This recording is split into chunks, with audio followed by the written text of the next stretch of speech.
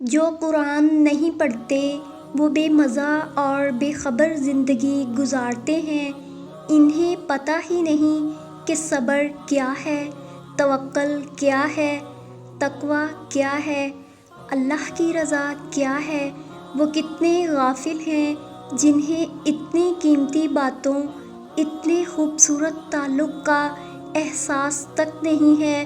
وہ کتنی بے رونق زندگی گزارتے ہیں۔ اپنی ہی الجھنوں میں وہ اللہ کو اپنے قریب محسوس ہی نہیں کر پاتے۔ قرآن کو اپنا ساتھی بنا لیں۔ قرآن مصیبت میں ہمت کا سامان ہے، ٹوٹے ہوئے ارادوں کو مضبوط اور گرتی ہوئی ہمت کو سنبھالنے والا فرمان ہے۔ سنو، جلد ہی تمہاری دعائیں سچ ہو جائیں گی، قبولیت کا وقت قریب ہے۔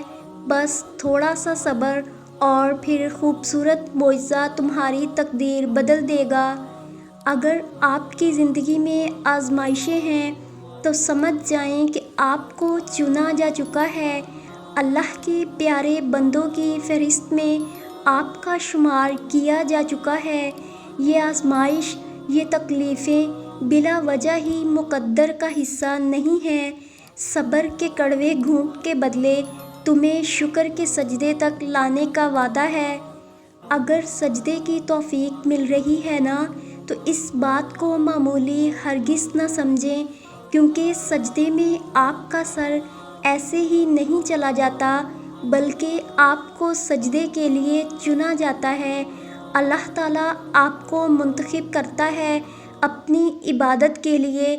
یہ اللہ تعالیٰ کی طرف سے خاص قبولیت ہوتی ہے، اور یہ توفیق صرف ان کو ہی نصیب ہوتی ہے جنہیں اللہ تعالیٰ دینا چاہتا ہے۔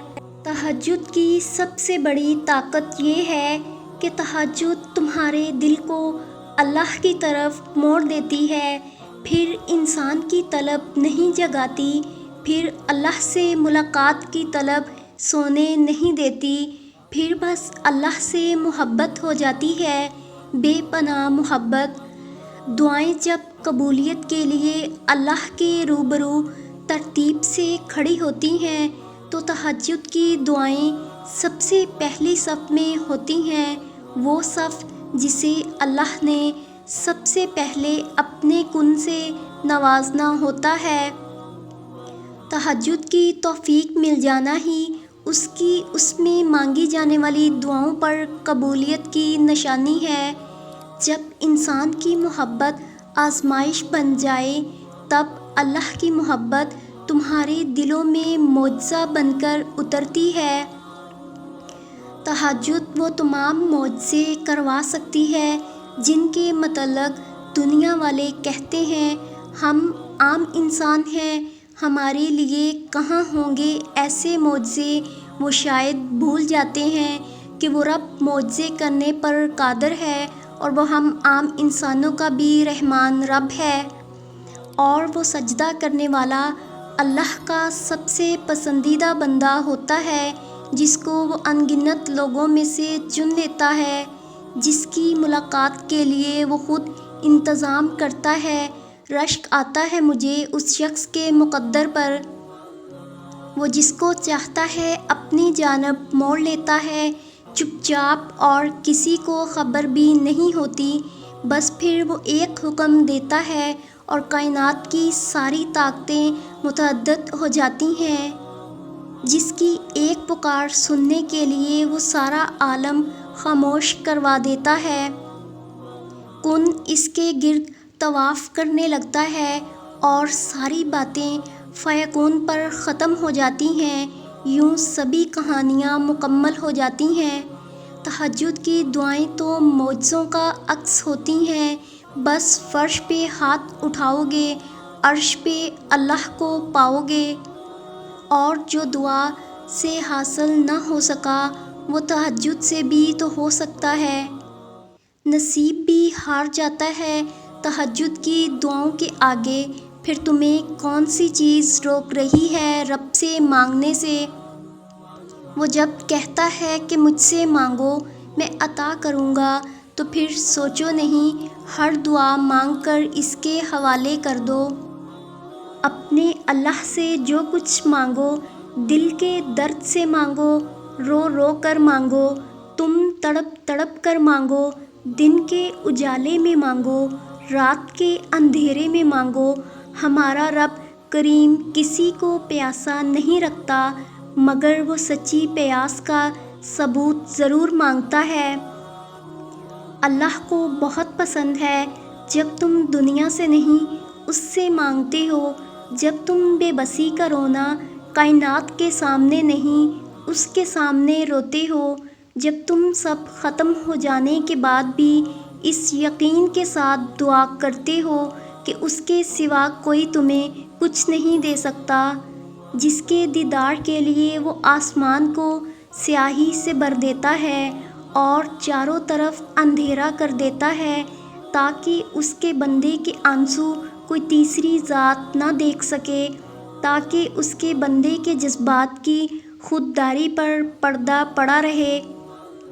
سب کو بے فکری کی نیند سلا کر وہ اپنے اس خاص بندے کو اپنی جستجو کی فکر لگا دیتا ہے۔ تاک راتوں کا انتظار کرنے کی ضرورت کہاں پڑتی ہے، نم آنکھیں اور سسکتا ہوا دل اس کو تہجد میں ڈھونڈ لیتا ہے۔ تم سوچتے ہو معجزے کیسے ہوتے ہیں؟ معجزے اپنی دعاؤں پر یقین اور دعائیں قبول کرنے والے پر توکل کرنے سے ہوتے ہیں۔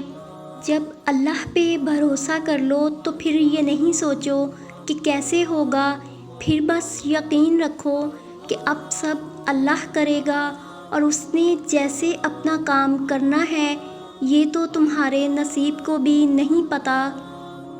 تم سوچتے ہو کہ جو مانگ رہے ہو وہ کیسے قبول ہوگا اور وہ تمہیں خبر ہی نہیں ہونے دیتا کہ اس نے تمہیں تمہاری دعاؤں کی قبولیت کا وسیلہ بنا دیا ہے۔ یقین رکھو اگر اللہ نے کچھ دروازے بند کیے ہیں تو اس نے اب بھی تمہارے نصیب میں گنجائش باقی رکھی ہے کہ تم شدت سے مانگو اور وہ ہر دروازے کو کھول دے گا تمہارے لیے۔ جب ہمارا توکل اتنا مضبوط ہو جائے کہ جس کے آگے ہم نے ہاتھ پھیلائے ہیں وہ کبھی کوئی دعا رد نہیں کرتا، تب ہوتے ہیں معجزے۔ تم بس اپنے معجزوں کا انتظار کرو۔ تم مانگتے وہ ہو جو تمہیں بہتر لگتا ہے، مگر اللہ تمہیں وہ عطا کرتا ہے جو تمہارے لیے سب سے بہترین ہوتا ہے۔ بات صرف اس پہ آنکھ بند کر کے یقین رکھنے کی ہے، وہی ہے جو تمہیں دے سکتا ہے اور کوئی نہیں، اور اللہ سن لیتا ہے ان کہیں دعائیں بھی۔ پھر کیسے نہ سنے گا وہ دعائیں جو تم نے رو کر مانگی ہیں۔ دعائیں بہت خاص اور اہم ہوتی ہیں، ان کو بے فائدہ نہ سمجھا کریں۔ جب اللہ تعالیٰ دعائیں قبول کرتے ہیں نا تو نصیب کا لکھا بھی بدل جاتا ہے۔ تو یقین سے دعا کریں، اللہ تعالیٰ سے وہ دعائیں ضرور قبول کرتا ہے۔ جب انسان بچوں کی طرح اللہ کو اپنی من پسند چیز کے لیے مناتا ہے، تڑپ سے گڑ گڑاتا ہے تو وہ مان جاتا ہے اسے اپنے بندے کی معصومیت بھری ادا پسند ہے۔ تو تم دعا کرنا کبھی مت چھوڑنا، مگر ہاں مقدر کے پیچھے بھی کبھی مت بھاگنا، بس یقین رکھنا اور انتظار کرنا۔ جو لمحے صبر آزماتے ہیں دراصل وہی قبولیت کے لمحے ہوتے ہیں۔